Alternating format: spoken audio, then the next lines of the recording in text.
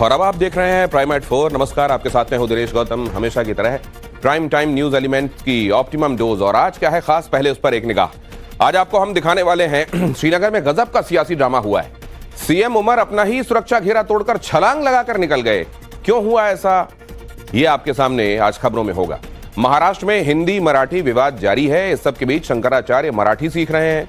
तो क्या शंकराचार्य को कोई डर है या फिर कोई संदेश देना चाहते हैं? पूरी खबर आपके सामने होगी। यहां देखिए, शंकराचार्य मराठी सीखते और झारखंड के चूहों को देसी नहीं बल्कि विदेशी स्कॉच शराब पसंद है। यह खबर भी बड़ी दिलचस्प है, जरूर देखिएगा। और इसके अलावा बात होगी साउथ की एक फिल्म में स्टंट के दौरान स्टंटबाज की जान चली गई। जान हथेली पर रखकर स्टंट करने वाले इन कलाकारों को एक्चुअली इनका ड्यू नहीं मिलता और कई बार तो जान भी जाती है। खाटू श्याम में दुकानदारों से मारपीट में ताजा अपडेट यह है कि चार लोग गिरफ्तार किए गए हैं। मध्य प्रदेश से आए परिवार से इन लोगों ने मारपीट की थी। परिवार का आरोप है कि वो लोग बारिश से बचने के लिए दुकान में खड़े हो गए थे और इस दौरान वहां कहासुनी हो गई। दुकानदारों का कहना है कि मारपीट परिवार की तरफ से शुरू की गई थी। ताजा मामला 11 जुलाई का है, जब ये श्री श्याम कुंड के बाहर मध्य प्रदेश से आए श्रद्धालुओं और यहाँ के स्थानीय दुकानदारों के बीच जमकर मारपीट हो गई। ये अंजनी मिष्ठान भंडार आप देख रहे हैं, जिनके मालिक और यहाँ पर आए श्रद्धालुओं के बीच एक मामूली विवाद को लेकर कहासुनी हो गई, क्योंकि श्रद्धालु बारिश के बीच में इस दुकान पर रुकना चाह रहे थे, सहारा लेना चाह रहे थे, आसरा लेना चाह रहे थे, लेकिन किसी बात को लेकर कहासुनी इतनी बढ़ गई कि लाठी डंडों का इस्तेमाल भी करना पड़ा। ऐसे में जो महिलाएं आई थी उन्होंने आरोप लगाया कि उनके मंगलसूत्र और चेन भी तोड़ी गई। तो वहीं साफ तौर पर जो दुकानदार प्रबंधक है उनका कहना है कि निश्चित रूप से बदसलूकी की गई, जिसकी वजह से गुस्सा फूटा। हालांकि इस पूरे प्रकरण में पुलिस ने 4 लोगों को गिरफ्तार किया है। ब्लाउज पकड़ के खींच लिया, मंगलसूत्र खींच लिया हम लोगों का, और साड़ी की पिन विन सब निकाल दी उन लोगों ने और बहुत मारा हम लोगों को। मुझे तो बहुत ज्यादा ही मारा, ये पूरे हाथों में ये सारे निशान और सिर में टाका आया। मंगलसूत्र खींच ली पकड़ के उन्होंने सारे। मंगलसूत्र ले लिया उन्होंने, चेन का तोड़ के उसके हाथ में ये वो लड़के के जिसने मेरी चेन पकड़ी थी। किसी दुकान पे झगड़ा करके आए थे, वो फ्रस्ट्रेशन आके वो यहाँ पे खड़े हो गए। तो जो 2 लोग हमारे खड़े थे उन्होंने हाथ जोड़ के ऐसे करके ही बोला था कि भैया जी थोड़ा आगे हो जाओ ताकि और भी कोई कस्टमर आ जाए। उसके बाद में उनमें से एक भैया थे, वो पीछे मुड़ते हैं और गाली गलौज करते हैं। उसे पूरे वीडियो में, जब आप पूरा वीडियो देखोगे तो उसमें पता लगेगी ये बात। अब वो क्या थी कि उसके बाद की जो क्लिप थी, उन लोगों ने, उन दुकानदारों ने जो अपने सेल्फ डिफेंस में खुद की रक्षा के लिए उससे ऐसे हाथापाई की है, उस वाली वो छोटी सी क्लिप काट के वो वायरल की गई है। इसका पूरा वीडियो में सच तो ये है कि उन लोगों ने पहले एक अकेले लड़के को, जो वो चेक शर्ट में आ रहा है, उसके ऊपर मारपीट की है। और इस बीच खाटू श्याम धाम की मंदिर कमेटी ने लोगों और दुकानदारों से अपील की है कि मंदिर परिसर में सहनशीलता बनाए रखें और श्रद्धालुओं के साथ सहयोग किया जाए। कई है ऐसे ही आते हैं तो किसी को क्या बोल देते हैं, किसी को क्या बोलते हैं। आजकल सहनशीलता धार्मिक स्थल पे आके सभी को मेरा निवेदन है, शांति से रहे, भगवान की जो मनोकामना लेके आए वो। और अब तक दिल्ली में सिर्फ दीपावली या फिर वायु प्रदूषण बढ़ने पर पटाखों पर बैन लगता था। अब दिल्ली में प्रदूषण नियंत्रण समिति न दिल्ली में पटाखे जलाने पर हमेशा के लिए स्थायी वाली रोक लगा दी। नए आदेश के मुताबिक डीपीसीसी की सभी तरह के पटाखे जलाने पर अब रोक है। मतलब डीपीसीसी की तरफ से कहा गया है कि सभी तरह के पटाखों को जलाने पर रोक लगी रहेगी। पटाखे बनाने, उनकी बिक्री और ऑनलाइन तरीके से डिलीवरी भी बैन कर दी गई है। राजधानी में पटाखे अगर कोई जलाता हुआ पाया गया, पकड़ा गया तो सख्त कार्रवाई होगी। चोरी छिपे पटाखे बेचने वालों पर भी एक्शन लिया जाएगा।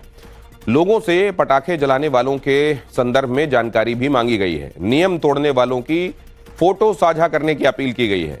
विशेष हेल्पलाइन और ईमेल भी जारी किया गया है जिसमें लोग सूचनाएं दे सकते हैं। ग्रीन दिल्ली मोबाइल ऐप के जरिए भी शिकायत की सुविधा उपलब्ध कराई गई है।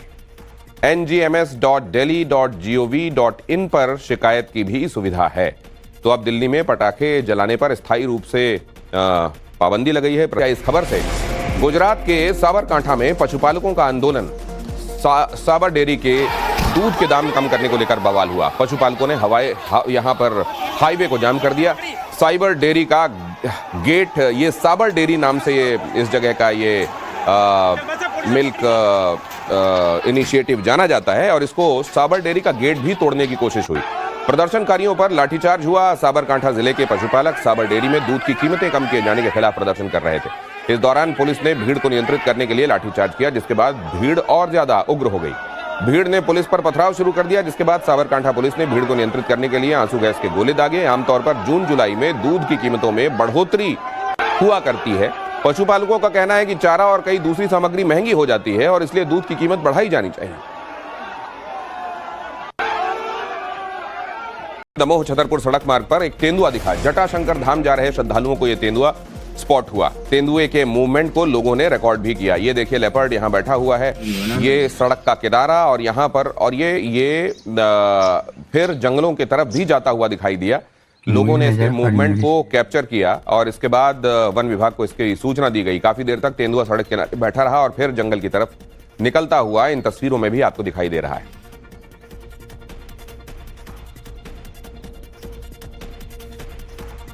यूपी के मदरसे में मौलाना पर एक नाबालिग छात्रा से रेप का मामला सामने आया है, जिसके बाद पुलिस ने मामले पर एफआईआर दर्ज की है। दूसरी तरफ आरोपी मौलाना मदरसे पर ताला लगाकर फरार है। मदरसे में आसपास के गांव से कई लड़कियां मौलवी से पढ़ने के लिए पहुंचती हैं। बताया जा रहा है कि मौलवी ने तमंचा दिखाकर एक नाबालिग से रेप किया, जिसके बाद पीड़ित लड़की के परिवार ने पुलिस में पहुंचकर शिकायत दर्ज कराई। फिलहाल पुलिस आरोपी की तलाश कर रही है। ये आरोपी मौलाना जिसकी तस्वीर आपको दिखाई दे रही है, एफआईआर हम साथ में आपको दिखा रहे हैं, इसका नाम है मौलाना रिहान। 2 बजे मदरसे में हम सब सोने के लिए जाए नमाज पढ़ के, तो यहाँ नजरत नाम के एक आए थे, तो वो ना मेरा मुंह दबा के मेरे सीने पर तमंचा रख के वो ले गए। ले जाने के बाद वो मुझे गंदी संदी वीडियो दिखाई थी। वीडियो दिखाने के बाद फिर मुझसे छेड़खानी करने लगे। इतने मैंने चीज ने वो कहा तो कहने लगे तेरे भैया स्कूल में पढ़ता, हम तेरे भैया को मार देंगे और तेरे खानदान वालों को भी। ये देखिए, ये कल थाना डिलारी क्षेत्र में ढकिया एक सूचना प्राप्त हुई थी कि एक महिला ने जिसने बताया कि उनकी 16 वर्ष की पुत्री हैं, जिन्होंने 4 महीने पहले उन्होंने मदरसे में एडमिशन करवाया था।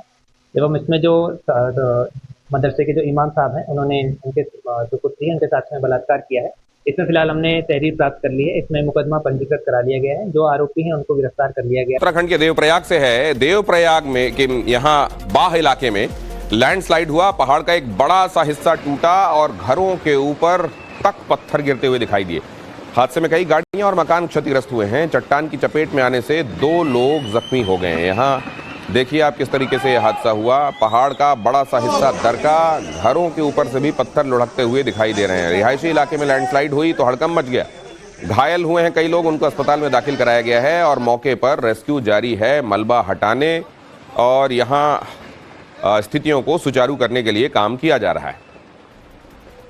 देखिए कितने बड़े बड़े पत्थर यहाँ पर बस्ती में आकर गिरे हैं। और अब आपको हिमाचल प्रदेश के मंडी से आई तस्वीर दिखाता हूं। हिमाचल प्रदेश के मंडी में लैंडस्लाइड हुआ और पहाड़ से मलबा अचानक आया। चंडीगढ़ मनाली नेशनल हाईवे फिर से बंद हुआ। ये देखिए आप,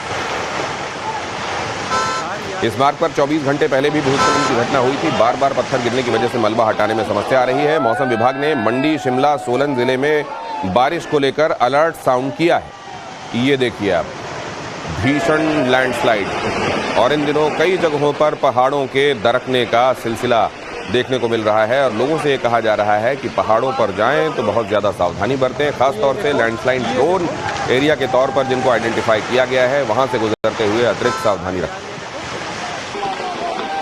और तस्वीरों में अब हम आपको दिखा रहे हैं, सड़क के दोनों तरफ गाड़ियां रुकी हुई नजर आएंगी। अचानक पहाड़ से बोल्डर्स बरसने शुरू होते हैं। गनीमत सिर्फ ये कि कोई गाड़ी हादसे की चपेट में नहीं आई है। लोगों ने कुछ दूर खड़े होकर तस्वीरों को बनाया है। यहाँ उन्हीं लोगों के जरिए आई हुई में एक मिडिल स्कूल के हेडमास्टर की गोली मारकर हत्या कर दी गई। अपराधियों ने इस हत्याकांड को हेडमास्टर संतोष राय के घर से कुछ ही दूरी पर अंजाम दिया। संतोष राय सरकारी स्कूल में हेडमास्टर के अलावा कारोबारी भी थे। उनका ईंट भट्टे का कारोबार भी था। बताया जा रहा है कि रविवार सुबह संतोष राय मस्ती चक चौक पर गए थे, जहां से लौटते वक्त अपराधियों ने फायरिंग कर दी और इस फायरिंग में संतोष राय का ड्राइवर भी जख्मी हुआ है। पटना के मुख्य शहर पर जहां पनास होटल है, उसके बगल में खेमका का मटर होता है। आप देख रहे हैं ना कि मलमलिया में कैसे लोगों का हत्या होता है। और बिहार के जो लॉ एंड ऑर्डर है बिल्कुल गड़बड़ है। नीतीश कुमार जी अपना हवा खाली बनाते हैं कि हमारा लॉ एंड ऑर्डर, हमारा क्या लॉ एंड ऑर्डर भाई, जब गांव में कोई सुरक्षित नहीं है तो इससे खराब क्या विधि व्यवस्था हो सकता है। आगे चुनाव है, ऐसे मौके पर लॉ एंड ऑर्डर को लेकर ऐसी स्थिति, ये बड़ा हैरान करता है। बिहार में अपराध का ग्राफ शेयर मार्केट के ग्राफ से भी तेजी से बढ़ता दिख रहा है। कल 3 हत्याकांड हुए। रंगदारी नहीं देने पर बाइक मिस्त्री की हत्या हुई, मैंने आपको बताया। वकील जितेंद्र महतो को गोली मार दी गई और छपरा में हेडमास्टर की सरेआम हत्या कर दी गई। इससे पहले 10 जुलाई को पटना में बालू कारोबारी को मार डाला गया। जहानाबाद में खेत में सोए बुजुर्ग को मार दिया गया, जबकि समस्तीपुर के मुसरी घरारी में, माफ कीजिए, वृद्ध महिला की हत्या कर दी गई। भागलपुर में मोहम्मद सद्दाम की चाकू से गोदकर हत्या कर दी गई और इसी तरीके से 7 जुलाई को मधुबनी में 65 साल के किसान की गोली मारकर हत्या हुई और 6 जुलाई को पूर्णिया में एक परिवार के 5 लोगों को मार डाला गया। इसी दिन पूर्णिया में विवाद के बाद 2 लोगों की गोली मारकर हत्या कर दी गई, जबकि बेतिया के सिरसिया में 45 साल के शख्स की हत्या कर दी गई और मुजफ्फरपुर में घर में घुसकर शख्स की गला काटकर हत्या कर दी गई। और पीछे ले जाता हूं आपको, बहुत पीछे नहीं, लेकिन इसी महीने 4 जुलाई को राजधानी पटना में सबसे बड़ा हत्याकांड हुआ। कारोबारी गोपाल खेमका की हत्या हुई और इसी दिन समस्तीपुर में पंचायत समिति सदस्य के पति की हत्या हुई। बेगूसराय में ज्वेलर सुनील कुमार को सरेआम मार दिया गया।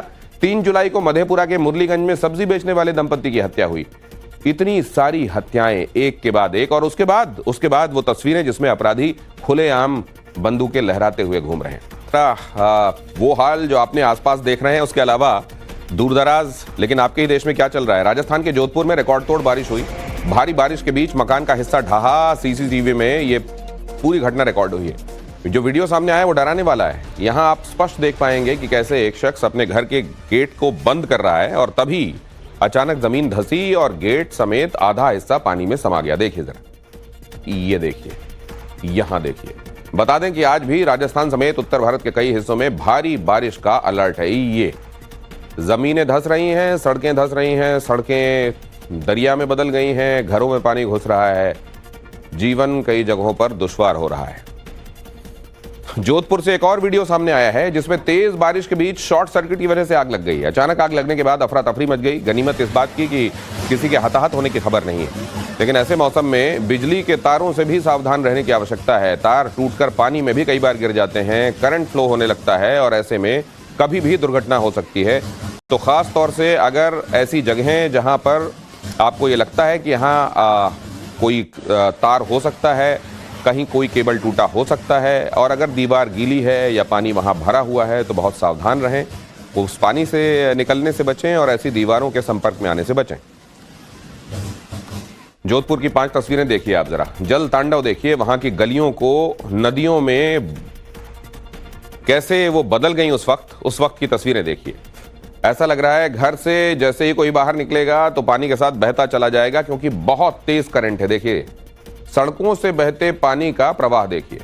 कई हिस्सों में तो घर से बाहर निकलने वाला अब कोई सीन ही नहीं बचा है। मकान और दुकान के भीतर तक पानी भर गया है और लोग ये सोच रहे हैं कि जल्द हालात सामान्य हो और मानसूनी मुसीबत से राहत मिले। लेकिन सवाल यह है कि अभी तो जुलाई के पहले पखवाड़े में शराब नीति लागू हुई है और लागू होने से पहले ही राज्य के वहां चूहे शराबी हो गए। एक्चुअली नई शराब नीति लागू हो रही है और उससे पहले जरा चूहों की एक खबर देखिए।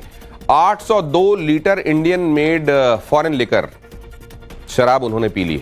मामला सामने आने के बाद बीजेपी ने एसआईटी जांच की बात कही है और चूहों की गिरफ्तारी की मांग की है। पूरा मामला बड़ा इंटरेस्टिंग है, इस रिपोर्ट में देखिए। झारखंड के चूहे बेवड़े हैं और खास तौर पर धनबाद के बेवड़े चूहों को देसी शराब नहीं बल्कि महंगी अंग्रेजी स्कॉच पसंद है। लेकिन आप ये सुनकर चौंकिए मत, हम कोई झूठ नहीं बोल रहे, न ही कोई मजाक कर रहे हैं। ये दावा तो झारखंड का एक्साइज डिपार्टमेंट कर रहा है। अगर सरकारी दावों पर भरोसा करें तो धनबाद के चूहों ने 802 बोतल इंडियन मेड फॉरेन लिकर यानी अंग्रेजी शराब पी गए।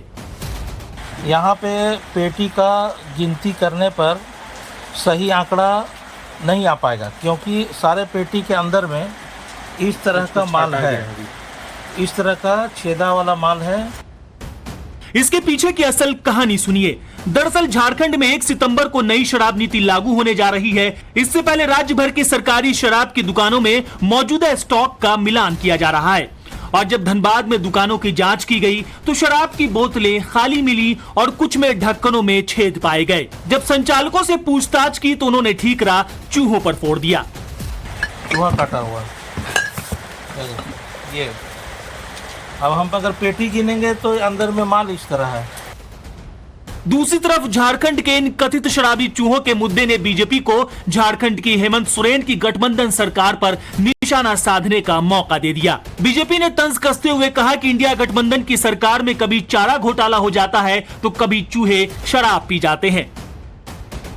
और चूहों ने कैसे पिया, इसका लॉजिक दिया गया कि चूहे मुंह नहीं घुसा पा रहे थे बोतल के अंदर, तो उन्होंने अपनी पूंछ डुबाई, पूंछ को बाहर निकाला और फिर बाकी चूहों ने उस पूंछ को चाट कर पूरा पार्टी किया। इन्होंने झारखंड को पूरे राष्ट्रीय स्तर पर शर्मसार कर दिया। साहब 802 बोतल महंगे स्कॉच चूहे पी गए, हद कर दिया आपने, और अभी तक कोई FIR नहीं हुआ है। तो हमारी मांग है कि अविलंब SIT का गठन हो और जो बेवड़े चूहे हैं जिन्होंने इस शराब की बोतल को गटकने का काम किया उनकी गिरफ्तारी हो, और जो रिंग मास्टर है ना, जो चूहों के नाम पर ये घपला कर रहे हैं, उनकी भी गिरफ्तारी हो। दूसरी तरफ झारखंड के एक्साइज डिपार्टमेंट ने साफ कर दिया है कि चूहे शराब पी गए जैसे बहाने नहीं चलेंगे और सरकारी दुकानों को चलाने वाले ठेकेदारों से गायब हुई शराब की भरपाई की जाएगी और अगर शराब की बोतलें वापस नहीं हुई तो उन बोतलों की कीमत वसूली जाएगी। मंडरा रहा है। फिलहाल वाराणसी में खतरे के निशान से केवल 4 मीटर नीचे गंगा बह रही है और ऐसे में आने वाले दिन वाराणसी के लोगों के लिए सचेत रहने वाले हैं। वाराणसी के सभी 84 घाट गंगा में डूबे हुए हैं और अब खतरा वाराणसी के रिहायशी इलाकों में मंडरा रहा है। सभी घाटों में NDRF और जल पुलिस के जवान तैनात हैं। धर्मनगरी वाराणसी में मां गंगा का जल स्तर लगातार बढ़ता जा रहा है और इसके साथ ही अब बाढ़ का खतरा भी धीरे धीरे मंडराने लगा है। वाराणसी की बात करें तो यहां पर गंगा का जल स्तर चेतावनी बिंदु से महज 3 मीटर ही नीचे रह गया है और इसकी वजह से घाटों की जो तस्वीरें हैं वो पूरी तरीके से डूब चुके हैं और गंगा घाटों को छोड़ अब धीरे धीरे गलियों की ओर रुख करना शुरू कर रही है। यानी आने वाले जो कुछ दिन है वो बेहद महत्वपूर्ण है। इस वक्त हम वाराणसी के प्रसिद्ध दशाश्वमेध घाट पर मौजूद हैं और यहाँ पर देखिए कि किस तरीके से वाटर कर्फ्यू सा जो नजारा है वो आपको दिखाई पड़ेगा। सामने एक मंदिर है, देखिए वो मंदिर लगभग पानी में डूब चुका है, सिर्फ उसका जो शिखर है वो इस वक्त दिखाई पड़ रहा है। जो आसपास के रहने वाले लोग हैं, जो युवक हैं, वो उस मंदिर के परिसर में बाकायदे स्नान कर रहे हैं और एक तरीके से तैराकी कर रहे हैं। इसके साथ ही देखिए आप ये यहाँ पर कांवड़ियों की जो भीड़ है, लेकिन चूंकि घाट पर बाढ़ की स्थिति बनी हुई है लिहाजा बेहद सीमित संख्या में ही जो कांवड़िए हैं उनको स्नान की एक वक्त एक तरीके से इजाजत दी जा रही है क्योंकि घाट पर जो जगह है वो बेहद कम हो चुकी है। और अब राजस्थान से ये खबर, कोटा में मूसलाधार बारिश चल रही है। जवाहर सागर डैम से पानी छोड़ना पड़ा है। निचले इलाकों में प्रशासन ने पानी छोड़ने के साथ ही लोगों को अलर्ट साउंड कर दिया है। जवाहर सागर डैम के 5 गेट खोलकर 1,74,000 क्यूसेक पानी एक दिन में छोड़ा जा रहा है। कोटा से लेकर धौलपुर तक जिला प्रशासन ने लोगों को सचेत किया है। कोटा शहर के अनंतपुरा गांव में भी पानी भर गया है। सुप्रसिद्ध खड़े गणेश मंदिर प्रांगण में पानी भरा हुआ है। यहां दाईं तरफ आप स्क्रीन पर वो गणेश मंदिर देख रहे हैं, ये खड़े हुए गणेश जी का मंदिर है और यहाँ पूरा पानी भरा हुआ आपको दिखाई दे रहा है। बारिश बहुत ज्यादा हुई है, इतनी ज्यादा कि डैम के गेट खोलने पड़े हैं। लगातार हो रही बारिश के बीच जयपुर नगर निगम के में विकास और सड़कों में सुधार के दावों की भी पोल खुल रही है। जयपुर में स्टेशन के ठीक सामने सड़क के बीचों बीच 1 2 नहीं 3 बड़े बड़े गड्ढे हैं। इन गड्ढों में एक स्कूटी सवार गिरकर घायल भी हो चुका है। पिंक सिटी की मेट्रो लाइन भी इसी रोड पर बनी है। मेट्रो पिलर के ठीक बगल में बड़े गड्ढे हैं। जहां गड्ढे हुए हैं वहां से 600 mm की सीवरेज लाइन टूट गई है, लेकिन इसकी मरम्मत नहीं की गई है। किसी प्रदेश के मुख्य रेलवे स्टेशन की मुख्य सड़क पर अगर बारिश की वजह से सड़क धंस जाए तो सरकार के विकास के दावों की पोल और भ्रष्टाचार जिस प्रकार से ठेकेदार करते हैं वो बताने के लिए पर्याप्त है। जयपुर के जंक्शन के बाहर का ये नजारा है, आप देखेंगे कि ये मेट्रो स्टेशन है जिसके ऊपर आप देखेंगे किस प्रकार से बड़ा पुल बना हुआ है जहां से तमाम जो मेट्रोज है वो गुजरती है। तो वहीं सामने की तरफ आप देखेंगे किस प्रकार से सरपट रेलगाड़ियां दौड़ रही हैं क्योंकि ये जयपुर का मुख्य रेलवे स्टेशन है। लेकिन मुख्य सड़क पर आप देखेंगे कि बारिश के चलते 3 गड्ढे हो गए हैं। यहाँ पर ये मुख्य खड्डा आप देखेंगे कितना बड़ा ये खड्डा है। 600 mm की सीवरेज की लाइन जाती है जो कि अब 10 मीटर का जो इसका हिस्सा है वो पूरी तरीके से डैमेज हो गया है। और 3 बड़े बड़े खड्डे मुख्य मार्ग पर हो गए हैं, जयपुर रेलवे जंक्शन के बिल्कुल बाहर। प्रशासन आखिरकार इससे सबक ले और उनके कानों पर जूं रहेंगे, ये सब चाहते हैं, क्योंकि निश्चित रूप से जिस प्रकार से बारिश के चलते ये मुख्य सड़क पर भी ये आलम हो रहा है, जयपुर के पौष इलाके में जिस प्रकार से गड्ढे हो गए, सड़क धंस गई है, ये बताने के लिए वाकई में पर्याप्त है कि आखिरकार विभागीय लापरवाही किस कदर है और ठेकेदार जो हैं किस कदर भ्रष्टाचार करते हैं। और देश में खाने पीने की तरह बाकी सारे जो भोज्य पदार्थ हैं उसी की तरह जलेबी और समोसे पर भी सरकार की तरफ से चेतावनी आएगी। यानी समोसा जलेबी खाने से पहले उस पर लिखी चेतावनी आपको बताई जाएगी कि ये आपकी सेहत के लिए खतरनाक हो सकते हैं। ऐसा इसलिए किया जा रहा है क्योंकि 2050 तक भारत में मोटापा एक गंभीर बीमारी बनने जा रही है। भारत सरकार के स्वास्थ्य मंत्रालय ने देश भर के केंद्रीय संस्थानों को खाने में तेल और चीनी की मात्रा बताने वाले बोर्ड लगाने का आदेश दिया है। यानी अब वेंडर्स को यह बताना पड़ेगा कि जो नाश्ता या समोसा जलेबी वो परोस रहे हैं उसका स्वास्थ्य पर कैसा असर पड़ने वाला है, उसमें कितनी चीनी डाली गई है, कितने उसमें वसा कितनी है, क्या वो आपके शरीर का कोलेस्ट्रॉल बढ़ा सकते हैं, क्या वो आपकी डायबिटीज को ट्रिगर कर सकते हैं। इसलिए अब इन तमाम चीजों में भी स्वास्थ्य के हिसाब से जानकारियां बनाने वालों को, बेचने वालों को देनी होंगी। अगर आपको भी चटपटे समोसे बहुत पसंद हैं, उसके साथ गरम गरम जलेबियां या फिर कोल्ड ड्रिंक, तो आप जरा रुकिए, सावधान हो जाइए, क्योंकि आपके सेहत के लिए ये खतरनाक हो सकते हैं।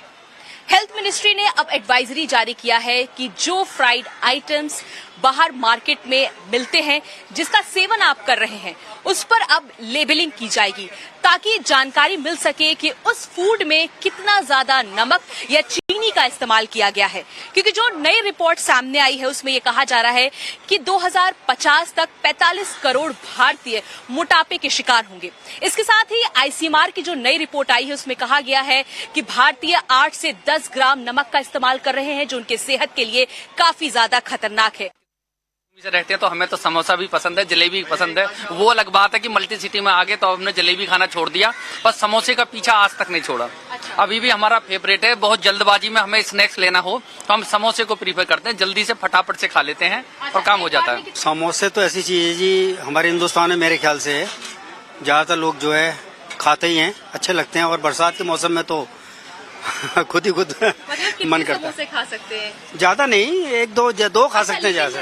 क्या समोसे खाने के बाद भी आप लोग पूरा डिनर लंच ले सकते हैं? मतलब हाँ बिल्कुल, समोसा तो एक नाश्ता है ना, फिर खाने का टाइम अलग होता है। हालांकि ये जो जानकारियां होंगी वो कितने लोग पढ़ेंगे और उस पर अमल करेंगे, क्योंकि वैधानिक चेतावनी तो आपने देखा है सिगरेट के पैक पर भी लिखी रहती है। समोसा और जलेबी पर डॉक्टर्स की क्या राय है वो भी सुन लीजिए। गरम करने के लिए इनको बार बार डीप फ्राई किया जाता है, जो कि सेहत के लिए सही नहीं है। ये आपके बैड कोलेस्ट्रॉल को बढ़ाता है, फैटी लीवर का एक कारण बनता है। और जैसा भारत में हम देखें मेटाबॉलिक डिजीज काफी ज्यादा बढ़ रही है, जिसमें diabetes, blood pressure, lipid levels का ज्यादा बढ़ना, और ये सभी रिस्क फैक्टर है आपके हार्ट एंड किडनी डिजीज के। और जैसा कि इस तरह की खान पान की लाइफस्टाइल की वजह से मेटाबॉलिक फैटी लीवर भी काफी ज्यादा भारतीयों के अंदर बढ़ रहा है। आखिर समोसे जलेबी पर सरकारी एडवाइजरी जो आ रही है, क्या उसकी वाकई आवश्यकता थी? असल में देश में मोटापा बड़ी गंभीर बीमारी बनता जा रहा है और मोटापे की वजह से ही दूसरी बीमारियां होती हैं, जैसे ब्लड प्रेशर हो गया या डायबिटीज हो गई। 2050 तक करीब 44.9 करोड़ लोगों को मोटापा होगा, यह अंदाजा लगाया जा रहा है। अमेरिका के बाद हमारा देश दूसरा देश होगा जो मोटापे का इतना खतरनाक तरीके से शिकार होगा। एक तरीके से महामारी के तौर पर देश को अपनी गिरफ्त में लेने वाला है। गलत खान पान की वजह से मोटापा बढ़ता है और समोसा, जलेबी, कचौड़ी उस मोटापे को और तेजी से बढ़ाने वाले साबित होते हैं। जंक फूड सेहत के लिए सबसे खतरनाक है। कचौड़ी, वड़ा पाव, इनको लेकर भी कहा जा रहा है कि जल्द एडवाइजरी आएगी। प्रधानमंत्री नरेंद्र मोदी भी देश वालों से अपील कर चुके हैं। उन्होंने कहा है कि खाने में तेल की मात्रा को कम कीजिए, मोटापे से बचिए। कम नमक और चीनी के इस्तेमाल की भी अपील की गई है। बिहार के बाद अब मध्य प्रदेश में भी फर्जीवाड़े की आशंका को लेकर सभी जिलों के डीएम को जांच के आदेश दिए गए हैं। राज्य चुनाव आयोग के इस आदेश के बाद मध्य प्रदेश में सियासी पारा चढ़ गया है। वोटर लिस्ट के सॉफ्टवेयर में कई पते ऐसे आ रहे हैं जहां एक ही पते पर 50 से ज्यादा वोटर्स मौजूद बताए जा रहे हैं और इसी वजह से चुनाव आयोग ने कलेक्टर और जिला निर्वाचन अधिकारियों को इन मतदाताओं को वेरीफाई करने के लिए कहा है। हालांकि चुनाव आयोग ने कहा है कि जब तक जांच पूरी नहीं हो जाती तब तक इसे फर्जीवाड़ा नहीं कहा जा सकता, क्योंकि संयुक्त परिवार भी हो सकते हैं, लेकिन विपक्ष ने इसे मुद्दा बना लिया है।